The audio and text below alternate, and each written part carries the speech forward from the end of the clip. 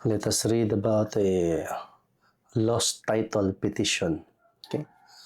So this is a petition for review on certiorari under Rule 45 of the Rules of Court, questioning the decision and the resolution of the Court of Appeals.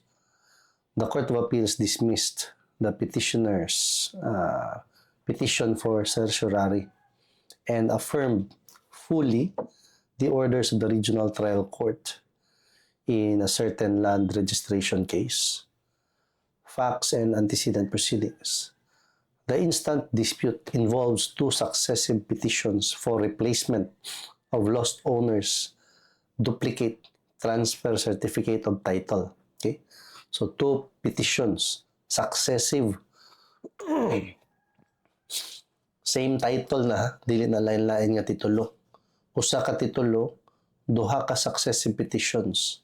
Ang petition basically is a petition asking the court to issue an order sa Registry of Deeds for the replacement of the lost owner's duplicate of the TCT, no? Original owner's duplicate of the TCT or transfer certificate of title. So, mo-apply ra po na siya nga principles diri at mabasa dito sa OCT, no? Same raman. Di siya parehas, pero ang sitwasyon, kung nawala, same remedy. Okay? So, ang purpose or ang reason for the dismissal of the first petition, insufficiency of evidence for failure to prove the fact of loss. Sa second petition, unsa may grounds for the dismissal, dismissed by the Regional Trial Court on the ground of res judicata. The instant case, this case is an offshoot, no? Is an offshoot of the second petition. The Court of Appeals summarized the facts as follows. Basically, as a first petition na deny, na dismiss, file siya ikaduha. Ang first dismissal on the grounds of insufficiency of evidence for failure to prove the fact of loss, no? Kaya imo ang petition man for the replacement of the lost owner's duplicate transfer certificate of title. So you have to prove the fact of loss. Na daw failure to prove the fact of loss sa first petition, ni-file ang petitioner o ikaduhang petition, kaya na-dismiss man ang first, but this time on the ground of res judicata. Na-dismiss na pod. Kaya pagkahuman, pagka-dismiss karon, gipasaka diri sa Court of Appeals, then sa Honorable Supreme Court. Morning sulting nga the instant case, this case is an offshoot, no? Resulta sa ikaduha nga petition. The instant case is an offshoot of the second petition. The Court of Appeals summarized the facts as follows. Burot ng kape. The petitioner filed a petition for the issuance of the owner's duplicate copy of a title in lieu of the lost one, the first petition, and the petitioner claimed to be the registered owner of the subject property, having acquired it through an extrajudicial foreclosure sale. The property was allegedly not included in the petitioner's inventory of assets because the bank's because a branch of that bank, no, bangko man ang petitioner dire, failed to forward all the pertinent records of its acquisition to the head office. Although the property was registered in the bank's name, it only got wind, no, nadiskubrihan ra niya of its existence when it received a notice and reminder to real property taxpayers from the office of the municipal treasurer. So, nahibaw siya nga nana niya nga property katong panahon nga padagaan siya og notice nga pabayron og buhis amoroso. So, it allegedly exerted all possible efforts to locate the owner's duplicate copy of the title, but why resulta, no? But to no avail. It then filed an affidavit of loss with the Registry of Deeds. Dito siyang lugar kung asa ang yuta. After the petitioner's ex parte presentation of evidence, the Regional Trial Court issued an order dismissing the first petition for insufficiency of evidence. Kuwang daw ang ebidensya. Wala niya successfully carry out yung burden of proof. It held that the petitioner failed to prove that it had exerted all efforts to determine the actual whereabouts of the title from all its available records, and the bank's present and past officers or employees and legal counsel who could and should have knowledge of the bank's acquired property and the documents relative thereto. So, wala daw nila ma-prove nga ilag yung gibuhatanan para mapangita ning titulo. No? So, wala nila mabuhatanan, dapat manggod nawa daw, unya nawala, wala mo makiti, but di mo sa i-prove nga, imong gipaningkamutan o pangita ang titulo nga imong gihuna-huna nga nawala before ka makasulti nga nawa juday. Mong file na ko petition sa korte. Noting that testimony of one of the witnesses of the petitioner that it is possible that the previous accountable officer did not turn over the title to the property, or the lawyer who handled the foreclosure proceeding failed to include the owner's copy of the title in the documents forwarded to their main office. So, the regional trial court stressed that the petitioner should have exerted efforts to verify from these persons the whereabouts of the missing title, because if any other person is known or suspected to be in possession of the copy of the title, either lawfully or unlawfully, the petition would not be the appropriate legal remedy. Petitioner filed an omnibus motion for reconsideration of the order and prayed that it be allowed to present additional evidence to prove the allegations in its first petition. It also filed a manifestation suggesting the publication in a newspaper of general circulation of the fact of loss and the pending proceedings for the issuance of a new one. The regional trial court gave the petitioner 5 days to file a supplemental motion but failed to comply and did not bother to set its foregoing motions for hearing.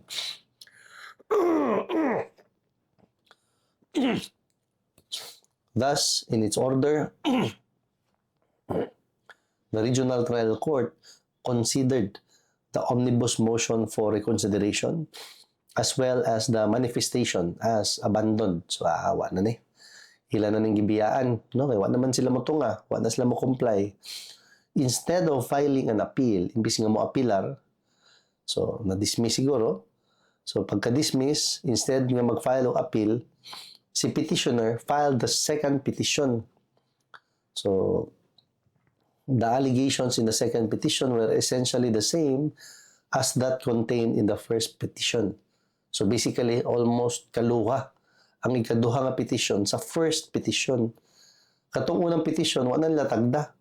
Kay ipa-file sila og supplemental motion, wala naman sila musipot.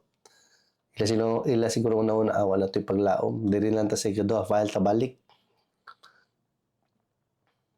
Siguro, nangita pa sila og ebidensya nga ma-prove nila nga ilag yung na-exert ang tanan nga effort, no? Nga na ba? So, sa ilang ginahuna, wata kabalo. File na sa ikaduha. So, later, the regional trial court dismissed the second petition. Motu proprio, meaning automatic. Ang korte dismiss. Walay motion coming from the adverse party, if there is any. No? So, on the ground of res judicata. Unsa man ang ground of res judicata? Ato na istoryaan later, ha? As the first petition was dismissed for insufficiency of evidence and adjudication on the merits, the regional trial court held that the second petition involving the same parties and cause of action was barred by prior judgment. Petitioner sought reconsideration of the aforementioned order, which was, however, denied. So, ni-file sila of motion for reconsideration, pero na-denied ang ilang motion, ilang MR. It then filed a notice of appeal, which it later withdrew. Thereafter, it filed a petition for certiorari with the Court of Appeals. So, ni-file yun din sila ang notice of appeal, no? Mga tayo usual nga remedy ba? Ilang gi-withdraw? File sila lahos petition for certiorari with the Court of Appeals. Mo siguro na procedural issue diri. Claiming that the respondent judge therein committed grave abuse of discretion. First, in dismissing the second petition on the ground of res judicata.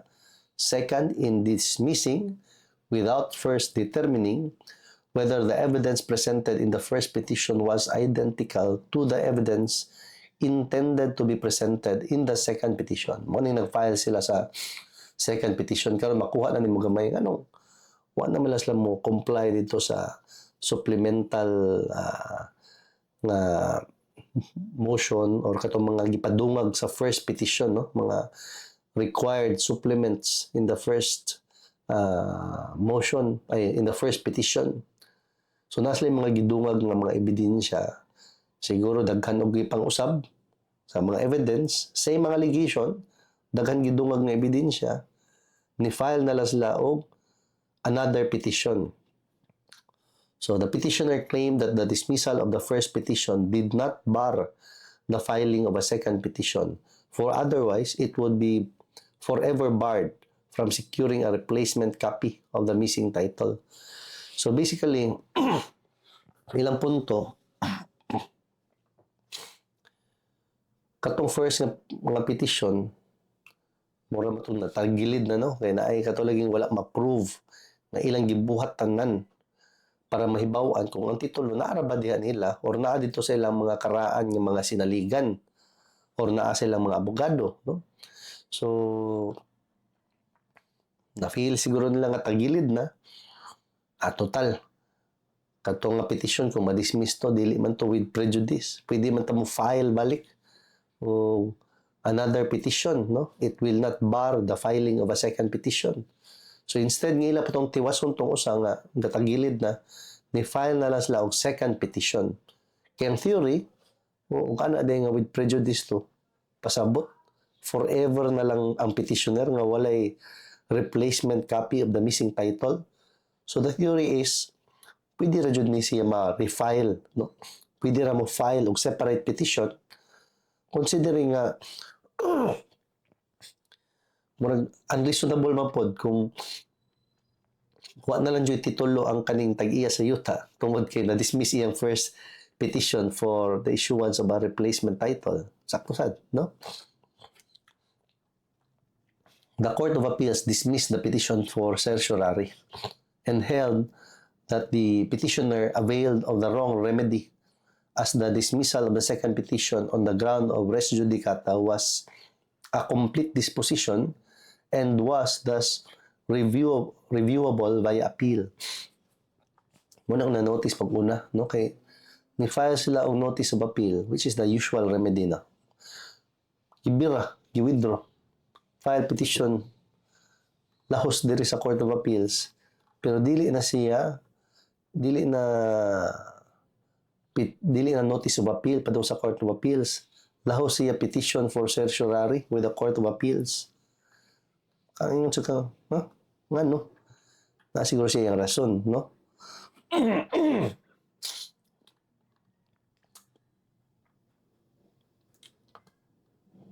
Okay. Nawala ko. Okay. So, si petitioner, according to the Court of Appeals, availed of the wrong remedy as the dismissal on the second ground or on the second petition on the ground of res judicata was a complete disposition and was thus reviewable via appeal. So, dili siya interlocutory order, no? So, dapat appeal na siya, dili na siya certiorari. Second, all elements of res judicata were attendant present daw res judicata, given that the petitioner sought the issuance of the owner's duplicate copy of the TCT in both petitions, no? Same TCT, ha? Same title. Ang iyang hangyo sa korte nga muhatag og order for the issuance of a owner's duplicate copy in lieu of the lost one, no? May tato og lahi nga titulo na pod ang iyang gipailan og petition sa ikaduha, why issue?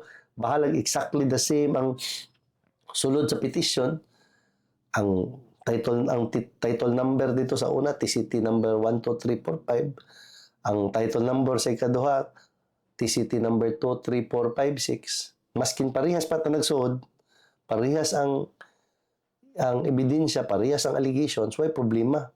Pero kani kay lahi same manggod ang titulo sa first o sa second. Basically, ang theory ni petitioner, kung ma-dismiss nung una, pwede ra jud ni ma-refile. Kay kumusulti ka nga, di pwede ma-refile, pasabot, forever nang walay titulo si petitioner, no? Ano to? Petitioner thus filed the instant petition under Rule 45 of the Rules of Court, alleging, among others, that the rules of court and the concept of res judicata do not apply to land registration. Second, and it availed of the correct remedy. In its comment, the respondent Register of Deeds, through the Office of the Solicitor General, argued that the Regional Trial Court correctly dismissed the petition on the ground of res judicata. Second, the petitioner availed of the wrong remedy. The issues pending before the court, before the Honorable Supreme Court, may be summarized as follows. First, whether the petitioner availed of the correct remedy to challenge the dismissal of the second petition. Second, whether the Regional Trial Court correctly dismissed the second petition on the ground of res judicata. Kaning kasuha, bago ko ni. Di pa kayo nikaraan. So imagine na, ani nga issue at this time, medyo novel pa siguro di ay. No? Kaya nga naabot pa man sa Supreme Court. Tinuod sa baya, no? Magunahuna ka, kung waka kabasa ani nga ang normal ni mga thinking, file ka first petition, dismiss. Most likely, dismiss na dyan na forever, no? Kay dili man siya ingon nga wa man siya gisulti nga dismiss without prejudice. Wala man siya gisulti nga dismiss without prejudice, pero pwede ma-refile. Unya kadto nga dismissal on the ground of insufficiency of evidence. So basically nahuman jud ang trial. Unya pagkahuman nahuman og trial nga diha na dismiss based on the failure to prove the fact of loss. So kung ikaw, abogado, mo-file ka sa ikaduhang petition, nervyoson sa kagamay, di pa ka ni masud sa res judicata, no? Kay parihas ra gyud ang allegations sa first o sa second petition. Muligas lang sa ebidensya, gidungagan diri sa ikaduha. Tanaw na to. The court's ruling. The petition has partial merit.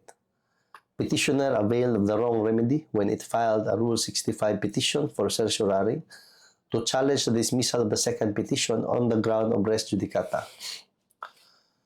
A Rule 65 petition for certiorari is not the correct remedy to challenge the dismissal of the second petition.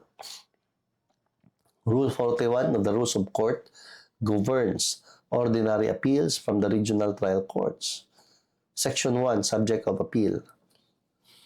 An appeal may be taken from a judgment or final order that completely disposes of the case or of a particular matter therein when declared by these rules to be appealable.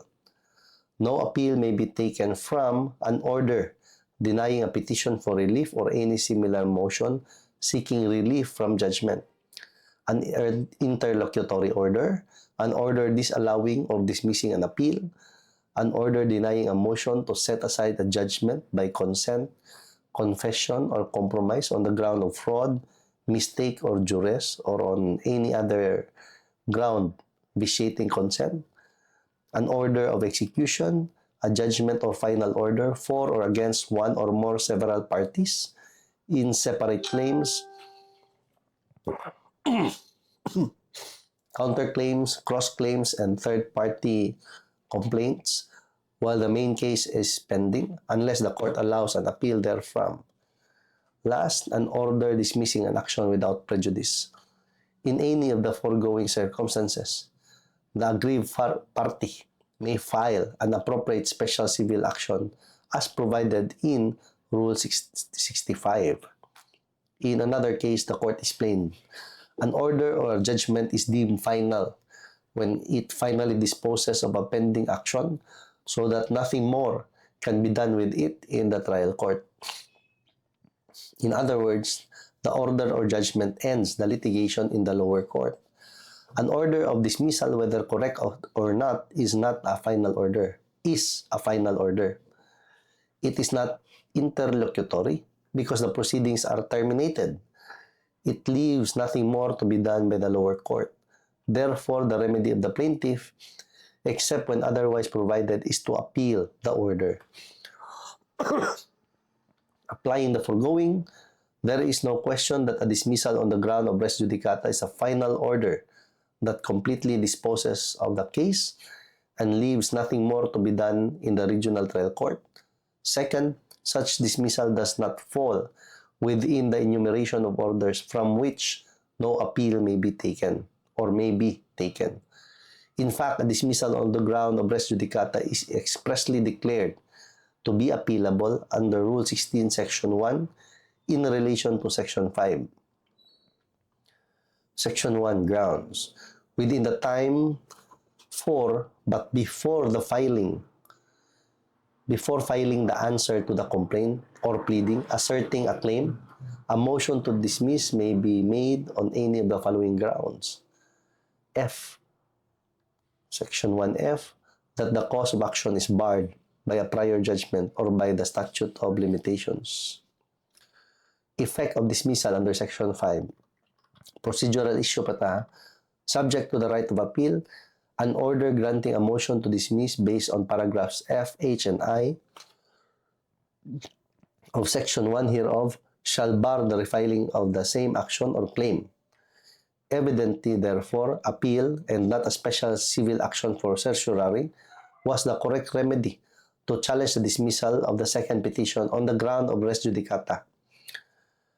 In another case, the Honorable Supreme Court unequivocally stated that if the reason for the dismissal is based on paragraphs F, H, or I, or res judicata, prescription, extinguishment of claim or demand, or unenforceability under the statute of frauds, the dismissal under Section 5 of Rule 16 is with prejudice, and the remedy of the aggrieved party is to appeal the order granting the motion to dismiss. As appeal was available, petitioner's Rule 65 petition would not prosper even if the ground therefore was grave abuse of discretion. Kaya dili man grave abuse of discretion ang sole requirement to avail of the Rule 65 petition as a remedy. Pursuant to Rule 65 of the Rules of Court, a special civil action for certiorari could only be availed of when a tribunal acts in a capricious, whimsical, arbitrary, or despotic manner in the exercise of its judgment as to be said to be equivalent to lack of jurisdiction, or when it acted without or in excess of its jurisdiction, or with grave abuse of discretion amounting to lack or excess of jurisdiction. And if there is no appeal or other plain, speedy, and adequate remedy in the ordinary course of law. Muna yung usually a second requirement. Usually, diri masangit ang imong Rule 65 petition. Dili kayo dito more sa grave abuse of discretion masangit. Diri masangit sa if there is no appeal or other plain, speedy, and adequate remedy in the course of law. So, kailangan ma-establish yun na nimo sa imong Rule 65 nga wa dyo'y lain nga remedy, walay appeal nga available before ka mo shoot sa Rule 65. Kasagaran sa jurisprudence, mabantayan ako mga Supreme Court decisions, maabot sa Supreme Court, masipyat diha na ay grave abuse of discretion. Ang problema na ay laing remedy. Kailangan mo gani na ay grave abuse of discretion or absence of jurisdiction, and there is no appeal or other plain, speedy, and adequate remedy in the ordinary course of law. Kanang duha ang requirements. It is settled that the rules precludes recourse to the special civil action of certiorari if appeal by way of a notice of appeal or a petition for review is available, as the remedies of appeal and certiorari are mutually exclusive and not alternative or successive, no? Moabligin ko sa kapultahan, sarado jud tong pikas pultahan.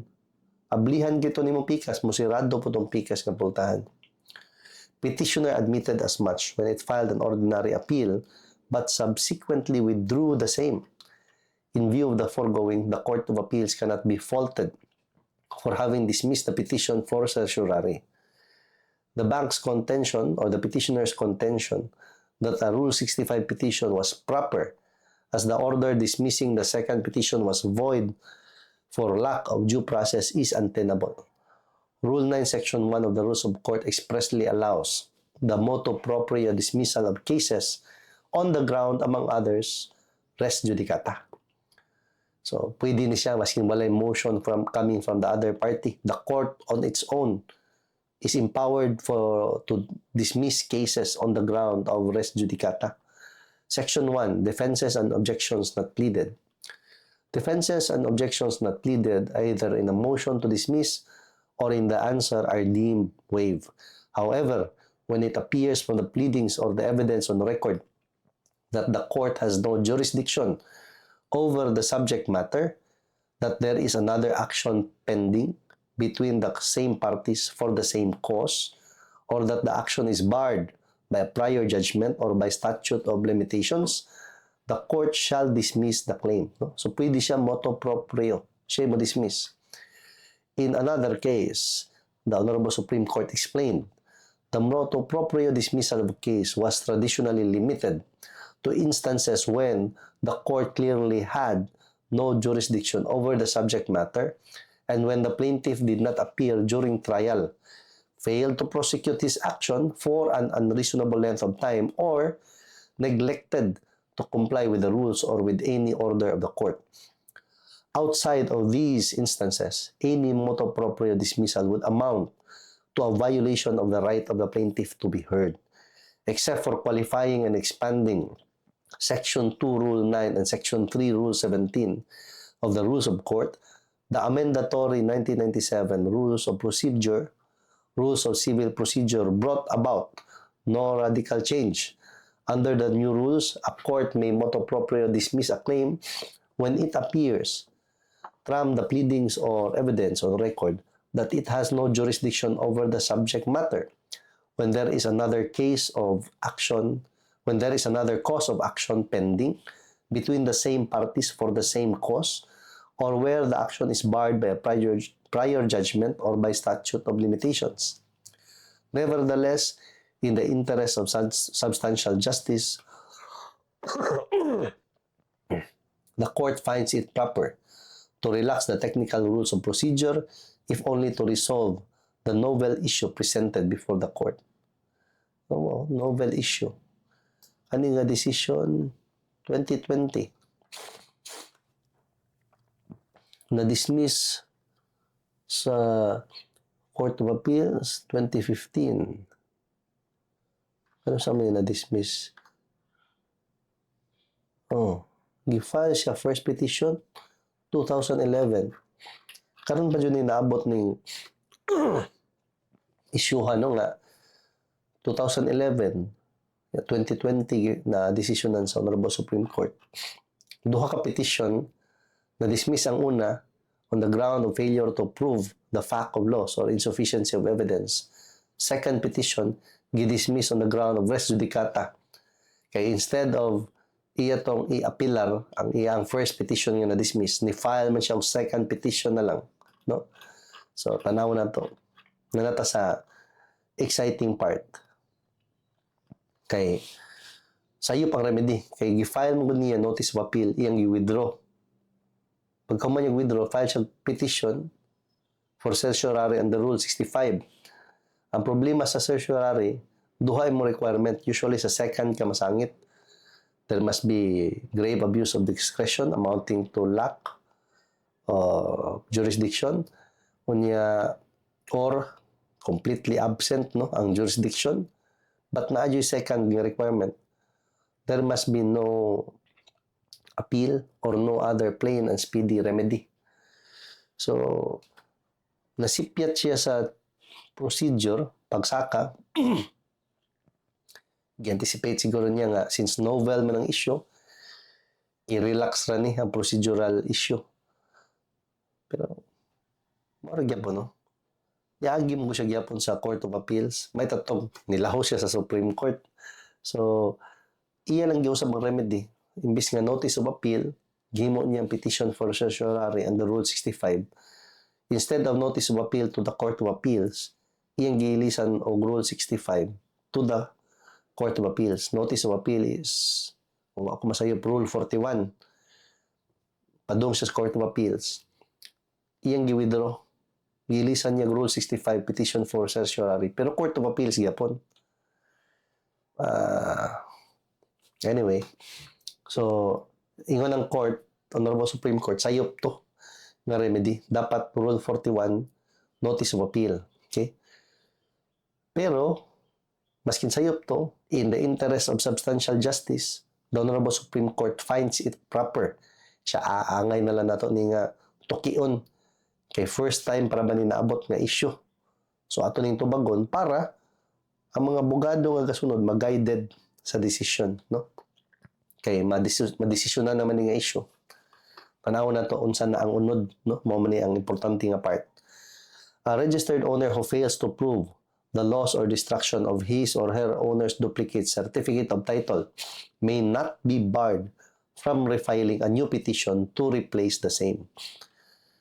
It is a fundamental principle in land registration that the certificate of title serves as evidence of an indefeasible and incontrovertible title to the property in favor of the person whose name appears therein. It is conclusive evidence with respect to the ownership of the land described therein. Indeed, the bedrock of the torrent system is the indefeasibility and incontrovertibility of a land title where there can be full faith reliance thereon. Verily, the government has adopted the torrent system due to its being the most effective measure to guarantee the integrity of land titles and to protect their indefeasibility once the claim of ownership is established and recognized. To the registered owner, the torrent system gives him complete peace of mind in theory, no? In order that he will be secured in his ownership as long as he has not voluntarily disposed of any right over the covered land. On the part of a person transacting with a registered land, like a purchaser, he can rely on the registered owner's title, and he should not run the risk of being told later that his acquisition or transaction was ineffectual after all, which will not only be unfair to him, but will also erode public confidence in the system and will force land transactions to be attended by complicated and not necessarily conclusive investigations and proof of ownership. In other words, ownership of registered land is evidenced by the certificate of title, which is indefeasible and incontrovertible. PD 1529 or Presidential Decree number 1529, otherwise known as the Property Registration Decree, mandates the issuance of this certificate of title in duplicates, kaluha, the original certificate of title, which is either an original certificate of title or TCT, to be kept by the Register of Deeds. Atong tawagan na ang kanang Register of Deeds copy, no? Original duplicate title copy of the Register of Deeds. Yan na po original duplicate title copy of the owner, no? So, which is either an original certificate of title or TCT to be kept by the Register of Deeds and an owner's duplicate certificate of title to be kept by the registered owner. So basically, para na duplicate ng tanano kay parehas ng now. Pero ang sa diri ang tawag nila sa katong kopya sa Register of Deeds, original TCT or original OCT to be kept by the Register of Deeds. ang gitawag diri sa decision, ang gikuptan sa tagiya, kung ano na siya, original duplicate of the title. No? Original duplicate TCT, original duplicate OCT. No? Chapter 4, Certificate of Title. Atong basahon ang Section 39 sa PD 1529, Preparation of Decree and Certificate of Title.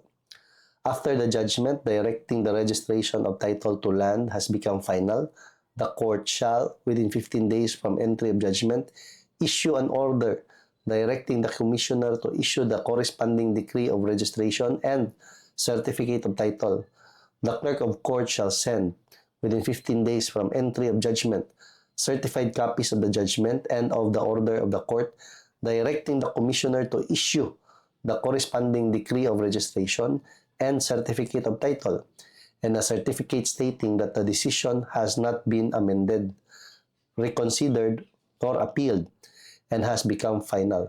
Thereupon, the commissioner shall cause to be prepared the decree of registration as well as the original and duplicate of the corresponding original certificate of title.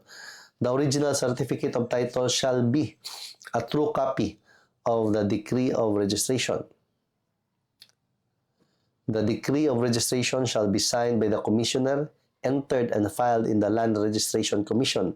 The original of the original certificate of title shall also be signed by the commissioner and shall be sent together with the owner's duplicate certificate to the Register of Deeds of the city or province where the property is situated for entry in his book, in his registration book.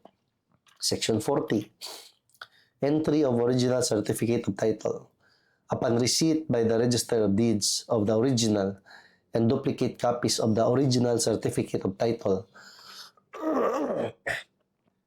the same shall be entered in his record book and shall be numbered, dated, signed, and sealed by the Register of Deeds with the seal of his office.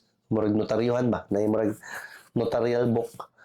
Dire, na siya iyahang record book, no? Numbered, dated, signed, and sealed. Mura rin yung ginotaryuhan. Kaya ka magnotaryo ka naman na yung libro. Nga, diha ni mo notarial register. Diha ni mo record na ni mo ginotaryuhan. Unsa iyang serial number, document number, book number, date, no? The Register of Deeds shall forthwith, no, send notice by email to the registered owner that his owner's duplicate is ready for delivery to him upon payment of the legal fees. Section 41. Owner's duplicate certificate of title. The owner's duplicate certificate of title shall be delivered to the registered owner or to his duly authorized representative. If two or more persons are registered owners, one owner's duplicate certificate may be issued for the whole land, or if the co-owners so desire, a separate duplicate may be issued to each of them in like form, but all outstanding certificates of title so issued shall be surrendered whenever the Register of Deeds shall register any subsequent voluntary transaction affecting the whole land or part thereof or any interest therein. The Register of Deeds shall note on each certificate of title a statement as to whom a copy thereof was issued.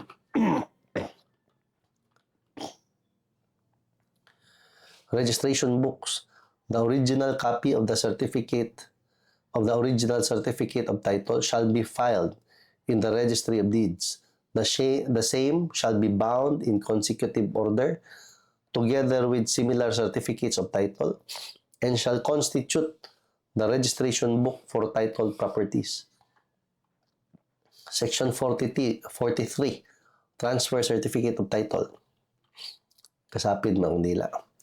The subsequent certificate of title that may be issued by the Register of Deeds pursuant to any voluntary or involuntary instrument relating to the same land shall be in like form entitled Transfer Certificate of Title and likewise issued in duplicate. The certificate shall show the number of the next previous certificate covering the same land and also the fact that it was originally registered, giving the record number, the number of the original certificate of title, and the volume and page of the registration book in which the latter is found. Based on the foregoing, there is no doubt that the owner's duplicate certificate of title is a fundamental aspect of the torrent system. While a registered owner is free to exercise and enjoy all manner of rights over his or her property, for example, first, hus possidendi, or the right to possess. Second, hus utendi, or the right to use and enjoy. Third, hus fruendi, or the right to the fruits. Fourth, hus accessionis, or right to accessories. Fifth, hus abutendi, or the right to consume the thing by its use. Six, hus disponendi, or the right to dispose or alienate. Taasan eh. 7. Hus vindicandi, or the right to vindicate or recover. And non-registration thereof does not affect the validity of said acts as between the parties. No voluntary transaction affecting the land will be registered and thus bind third persons without the presentation of the owner's duplicate certificate of title as mandated by PD 1529. So muna nga imo jud nang ipa-register, no? Because non-registration thereof does not affect the validity of said acts as between the parties. No voluntary transaction, importante kini, affecting the land will be registered and thus bind third parties without the presentation of the owner's duplicate certificate of title as mandated by PD 1529. Subsequent registration. Lawi. Di ko gana mag-skip-skip ba o basa. Pero halos tanan ko dahil provision sa PD 1529. Di kopya man dire. Haptan taglaway. Taas-taas jud. Ganaan ako magbasa atong part sa katong main issue ba. Pero taas-taas manog. Taas-taas og segue at ang basahon. Di ko gana mag-skip good. Maanad ta. Voluntary dealings with registered lands, Section 51. Conveyance and other dealings by the registered owner. An owner of registered land may convey, mortgage, lease, charge, or otherwise deal with the same in accordance with existing laws. He may use such forms of deeds, mortgages, leases, or other voluntary instruments as are sufficient in law.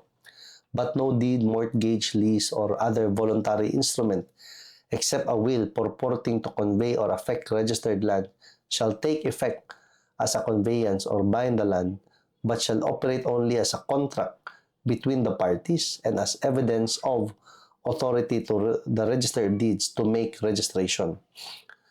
The act of registration shall be the operative act to convey or affect the land insofar as third persons are concerned, and in all cases under this decree. The registration shall be made in the office of the Register of Deeds for the province or city where the land lies. Section 52. Constructive notice upon registration. Every conveyance, mortgage, lease, lien, attachment, order, judgment, instrument, or entry affecting registered land shall, if registered, filed or entered in the office of the Register of Deeds for the province or city where the land to which it relates lies, be constructive notice, pahibalo, no, to all persons from the time of such registering, filing, or entering. Section 53. 53 na 54. 54 lang ko to. Presentation of owner's duplicate upon entry of new certificate. No voluntary instrument shall be registered by the Register of Deeds unless the owner's duplicate certificate is presented with such instrument except in cases expressly provided for in this decree or upon order of the court for cause shown. The production of the owner's duplicate certificate, whether any voluntary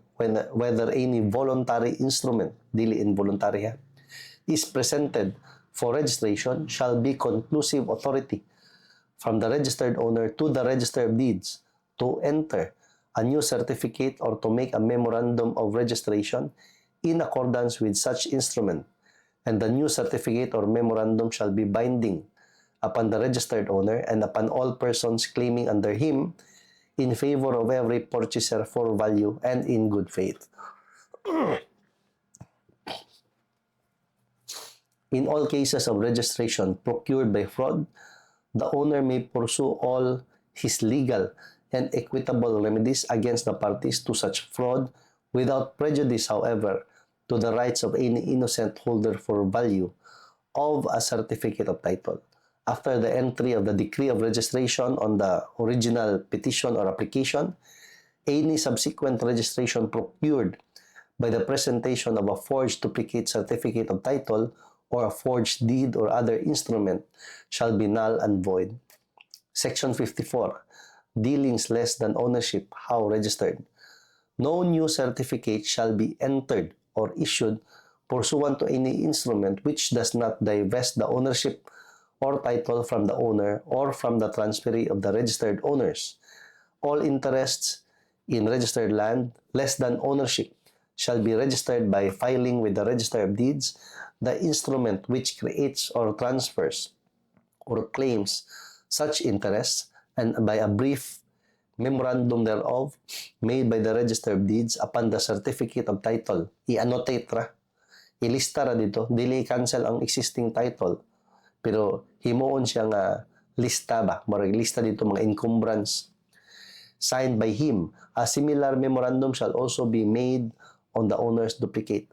The cancellation or extinguishment of such interests shall be registered in the same manner. Muna siya nga kanang mag-check ng titulo, tanawa jud tanan pages because naay mga interest nga considered or dealings less than ownership, no? Naay mga interest over the property pero wa jud mo transfer ang ownership, no? Panalitang iyang gi-mortgage, no? Or naay usufructory agreement involving the property or naay long-term lease involving the property. I-check ni mga to kung naka-annotate ba dito sa titulo. Kaya mo tanawon katurang katubangan, first, second page, na dito third, fourth, fifth, sixth page, wala kita. Mo na nga importante kung mag due diligence ka, mas maayo, ikaw buyer, imuhang side na mukuha sa certified true copy. Ayaw isalig ni seller, pila may paghulbot dito sa katong tumutumoy ng mga pages nga na encumbrance, di na nimo makitaan. The requirement that the owner's duplicate certificate of title be presented for voluntary transactions is precisely what gives the registered owner security and peace of mind under the torrent system. Without the owner's duplicate certificate of title, transfers and conveyances like sales and donations, mortgages and leases, and agencies and trusts, while valid, will not bind the registered land. As such, the owner's duplicate certificate of title safeguards ownership.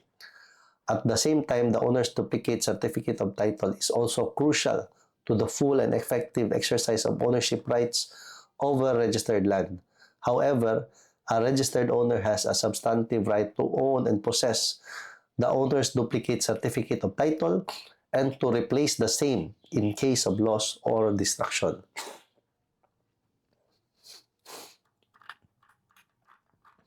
Sorry.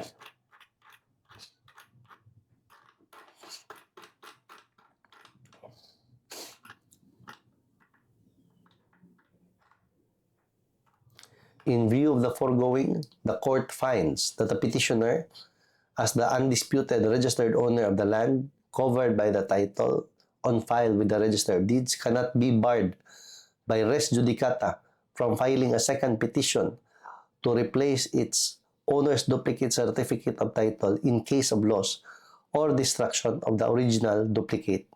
Okay. Mora gini nga paragraph atong gihuwat. Taasa sa desisyon daghan kayo gi-insert nga codal provisions gikan sa PD 1529. Pero nakanindot lang nabasa na to.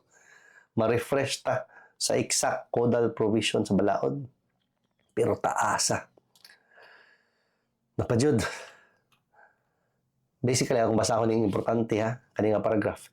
In view of the foregoing, the court finds that the petitioner, as the undisputed registered owner of the land covered by the subject TCT, Transfer Certificate of Title, on file with the Register of Deeds, the petitioner cannot be barred, walay res judicata, cannot be barred by res judicata from filing a second petition to replace its owner's duplicate certificate of title in case of loss or destruction of the original duplicate.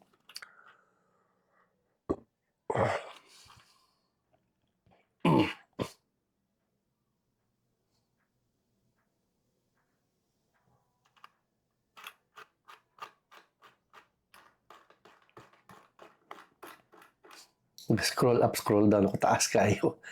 Sunod, Rule 1, Section 4 of the Rules of Court expressly provides that the rules of court apply to land registration cases only by analogy. So, di mo siya sundon to the letter in a suppletory character and whenever practicable and convenient. Section 4, in what cases not applicable? These rules shall not apply to election cases, land registration, cadastral, naturalization, and insolvency proceedings, and other cases not herein provided for, except by analogy or in a suppletory character, and whenever practicable and convenient. As already explained, the nature and purpose of the torrent system and the absolute indispensability of the owner's duplicate certificate of title mandates that the court give primacy to the registered owner's substantive right to process and accordingly to seek a replacement of an owner's duplicate certificate of title that has been lost or destroyed. When there is a right, there must be a remedy. Kung naay katungod, niya kini ma-affected, ma-prejudice, or ma-violated, dapat naay remedyo. Although admittedly, it is to the interest of the public that there should be an end to litigation by the same parties and their previous over a subject once fully and fairly adjudicated, it would be extremely impracticable, inconvenient, and unjust to perpetually preclude the registered owner from registering any voluntary transaction, for example, a sale, donation, mortgage, lease, on his or her land simply because he or she failed to prove to the satisfaction of the court that he or she in fact lost his or her title. If the court were to uphold the dismissal of the second petition on the ground of res judicata, petitioner would be left with no other remedy under the law to exercise full ownership rights over its own property. This finds more importance in this case because the petitioner is a bank and is thus bound to comply with Section 51 of the Republic Act 8791 or the General Banking Law. Section 51, sabi ni, sealing on investments in certain assets.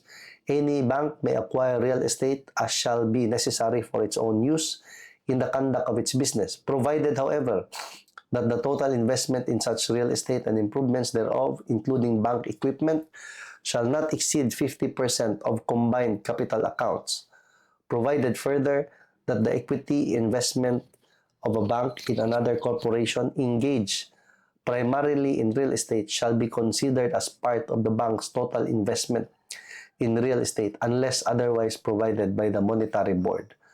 Section 52, acquisition of real estate by way of satisfaction of claims. Notwithstanding the limitations of the preceding section, a bank may acquire, hold, or convey real property under the following circumstances. 52.1, such as shall be mortgaged to it in good faith by way of security for debts. 52.2, such as shall be conveyed to it in satisfaction of debts previously contracted in the course of its dealings. Or 52.3, such as it shall purchase at sales under judgments, decrees, mortgages, or trust deeds held by it, and such as it shall purchase to secure debts due it. Any real property acquired or held under the circumstances enumerated in the above paragraph shall be disposed of by the bank within a period of 5 years, or as may be prescribed by the Monetary Board, provided, however, that the bank may, after said period, continue to hold the property for its own use, subject to the limitations of the preceding section.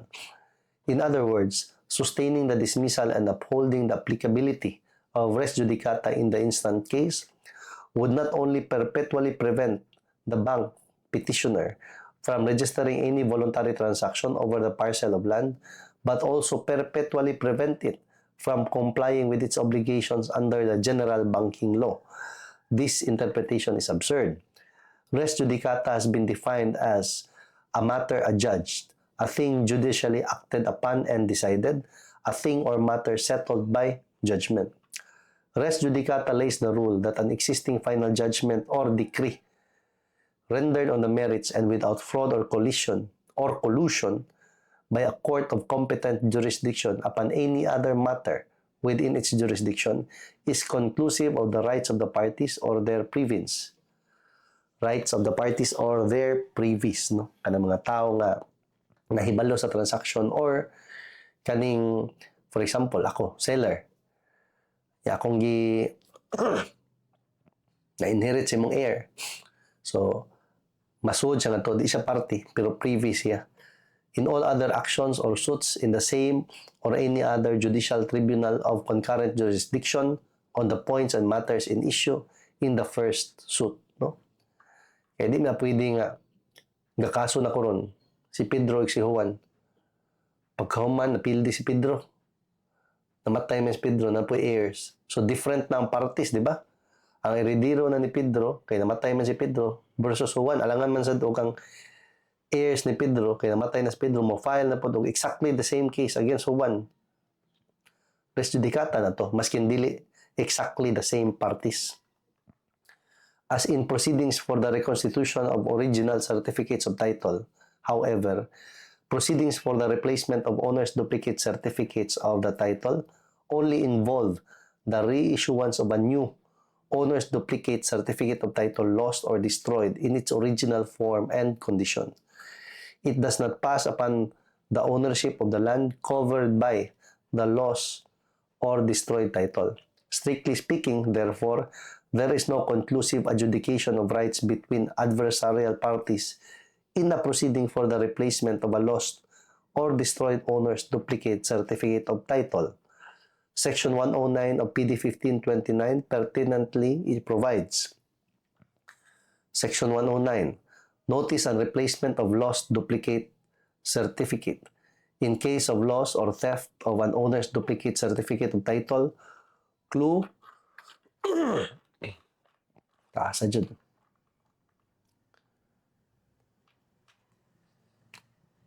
Clue, notice, nasayo pong type. Due notice under oath shall be sent by the owner or by someone in his behalf to the Register of Deeds of the province or city where the land lies as soon as the loss or theft is discovered. Muna mag-file ka o submit mo dito sa ROD ang affidavit of loss, no? Itatak dito sa titulo, nga nawa ang titulo. If a duplicate certificate is lost or destroyed or cannot be produced by a person applying for the entry of a new certificate to him or for the registration of any instrument, a sworn statement of the fact of such loss or destruction may be filed by the registered owner or other person in interest and registered. Upon the petition of the registered owner or other person in interest, the court may, after notice and due hearing, direct the issuance of a new duplicate certificate which shall contain a memorandum of the fact that it is issued in place of the lost duplicate certificate. So naisuwat, no? Na replacement rin sa nawala, but shall in all respects be entitled to like faith and credit as the original duplicate and shall thereafter be regarded as such for all purposes of this decree.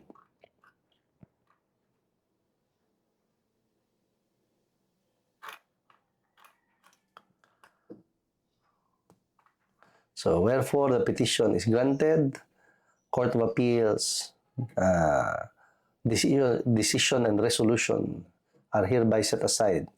Petition for replacement of the lost owner's duplicate is hereby reinstated. The Regional Trial Court is hereby directed to hear the petition with immediate dispatch. So ordered. Basically,